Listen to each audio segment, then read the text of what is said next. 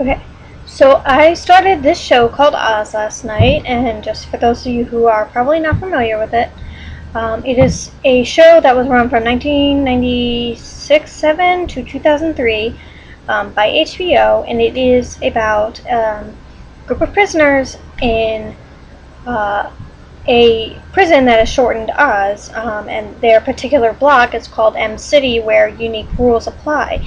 And I have watched the pilot episode so far, and it is deep. When I asked somebody about like whether or not I should watch it, they said it's very raw, and I think that's really the best description. Is that it is very quick to the chase.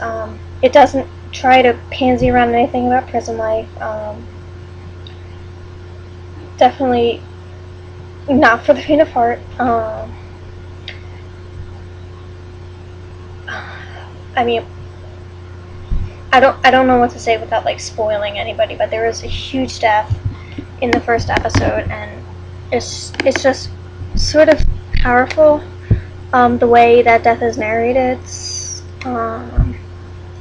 So if you're interested in watching Oz, I'd recommend it. But that also leads me to my favorite obsessions, The Wizard of Oz. So when I was in high school,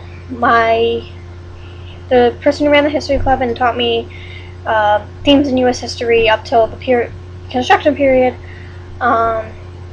was obsessed with The Wizard of Oz, and so I learned a lot about it. Just like, for example, in the book version, Dorothy's slippers are silver because it's supposed to represent what the farmers wanted, but because it made her feet look invisible, made Judy Garland's feet look invisible in the film, they changed it to be ruby, and therefore changed the meaning of what the Wizard of Oz is about. It's really a social critique about the money used at the time, the big trust industries. So that's one of my favorite things about the Wizard of Oz.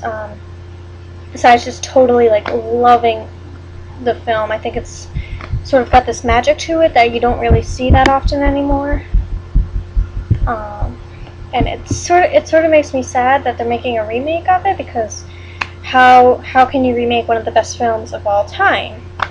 But yeah, and it's just because it's such a huge pop culture thing, obviously, and we can transformed in any way. I mean, Oz is obviously a social critique based on the Wizard of Oz.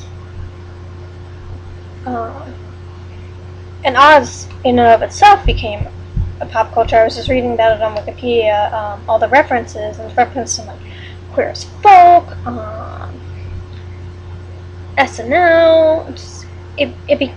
It's its own pop culture thing in its own right. So I think that's really cool how, something based off of one huge pop culture phenomenon sort of just becomes in its own right another thing. So yeah, that's today. Is everyone should watch Oz if you're not faint of heart, and just The Wizard of Oz is a classic. So that's that. Toodles.